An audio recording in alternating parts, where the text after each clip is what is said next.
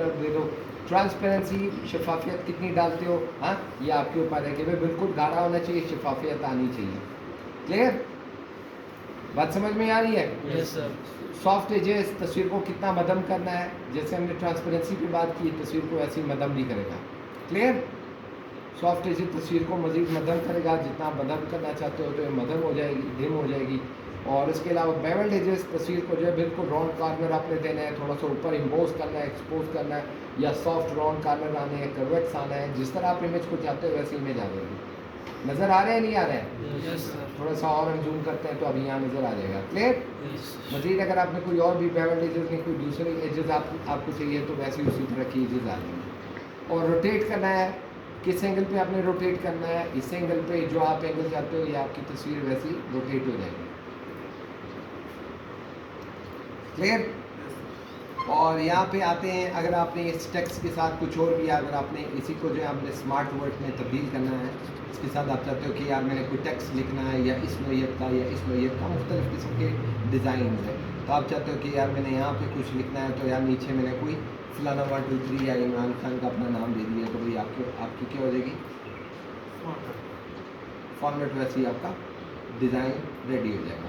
Clear, yes sir. तो तस्वीर की वापस हम तस्वीर पे आते हैं। अगर हम तस्वीर पे क्लिक करते हैं, फॉर्मेट पिक्चर पे आते हैं, और हमने इसे मुख्तलिफ़ किस्म के स्टाइल में हमने कन्वर्ट किया था। और ये आल टेक्स्ट से बताएगा कि यार ये कौन है, ये इसका डिस्क्रिप्शन बताएगा कि यार जनरल टेक्स्ट अबाउट मी, कि इसके बारे में मुझे बताओ कि यार ये कौन है। सही हो, नेट से आपको सर्च करके दे देगा। अरेंजमेंट क्या होती है कि अगर मिसाल के तौर पर आपने उठाया, यहाँ से कुछ शेप्स हम उठा लेते हैं, मैं सब तो कोई शेप उठाया, ये एक रेक्टेंगल उठाया, कोई एक दूसरा शेप उठाया, सही, ये सर्कल उठाया। क्लियर, अब होता क्या है, अरेंजमेंट्स पे आती है, इसी तस्वीर पे क्लिक करते हैं, ज़्यादा आगे पीछे नहीं जाते, अरेंजमेंट पे आते हैं। अरेंजमेंट क्या करता है कि सबसे पहले हम ये करते हैं कि अच्छा, हमें सपोज हमारे सामने हमारे साथ कुछ अल्फाज लिखा हुआ, हम क्या करते हैं कि हमें एक पैराग्राफ चाहिए, इक्वल साइन रैंडम पैराग्राफ हमें चाहिए, कितने 100 पेजेस का, और हमने इसको कर दिया बंद।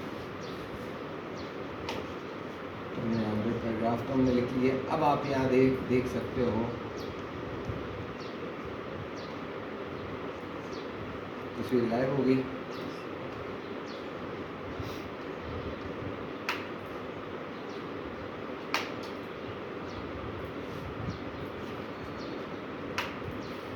चलो हम यहाँ पे हम लिख लेते हैं यहाँ पे रैंडम पैराग्राफ में।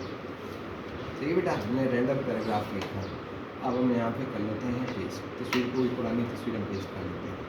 अब होता क्या है, पहले इस तस्वीर को हम डिलीट करते हैं।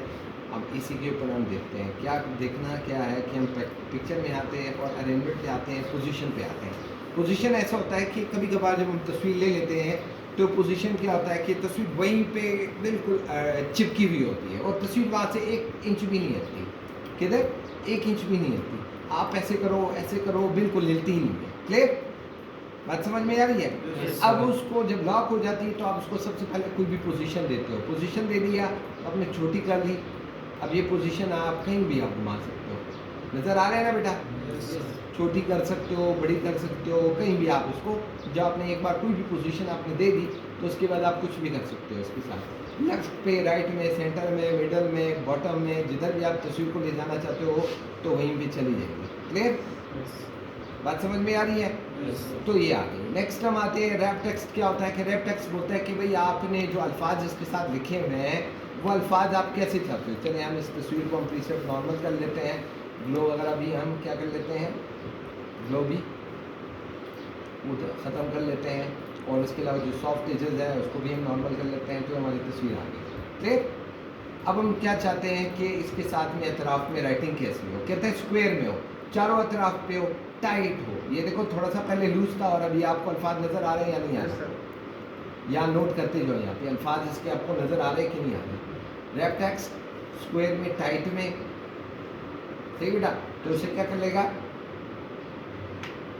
क्या करेगा यहाँ पे अल्फाज को बिल्कुल थोड़ा सा टाइट हो जाएगा, ये ओपन है थोड़ा सा टाइट हो जाएगा, थोड़ा सा और फासला आ जाएगा। क्या आ जाएगा? फासला आ जाएगा। टॉप बॉटम ऊपर नीचे हो जाएंगे। बिहाइंड द टेक्स्ट ये तस्वीर जो है अल्फाज के पीछे चला जाएगा। Clear? In front of the text तस्वीर जो है उसके आगे आ जाएगा। क्लियर?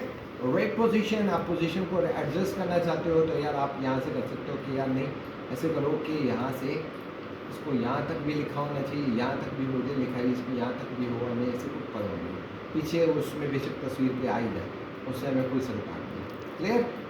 बात समझ में आ रही है? तो अल्फाज को हम यहाँ से एडजस्ट कर सकते हैं। नेक्स्ट हम आते हैं बिहाइंड।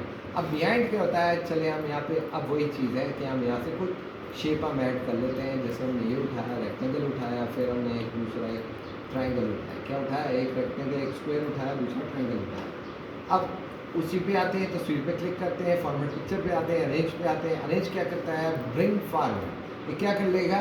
ब्रिंग फॉरवर्ड सबसे आगे ले आएगा। क्लियर? ब्रिंग फ्रंट यानी कि अगर कोई अल्फाज लिखा होगा तो उससे भी आगे ले आएगा, उससे भी आगे ले आएगा। सही है? Bring in front of the text यानी कि बिल्कुल फ्रंट पे ले आएगा, अल्फाज से ले आएगा। सेंड बैक तो इसको क्या कर लेगा? सेंड बैकवर्ड, एक स्टेप पीछे कर लेगा। क्या कर लेगा? एक स्टेप कितना? एक स्टेप पीछे कर लेगा। कितना? एक स्टेप। वजीर हम इसी तस्वीर पे क्लिक करते हैं, फॉर्मेट पिक्चर में आते हैं और इसको हम कहते हैं सेंड बैक, बिल बैक, उससे भी पीछे कर लेगा। सेंड बिहाइंड द टेक्स्ट यानी कि अल्फाज से भी पीछे करेगा।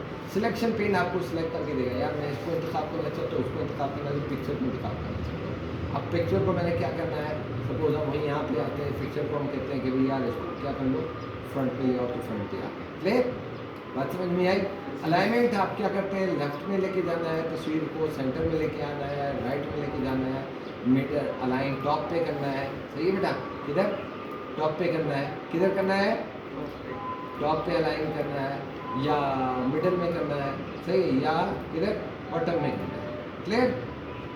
बात समझ में आ रही है? Yes, sir. कोई मसला नहीं?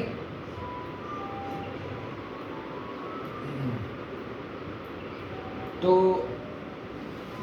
तस्वीर हम थोड़ी सी छोटी कर लेते हैं।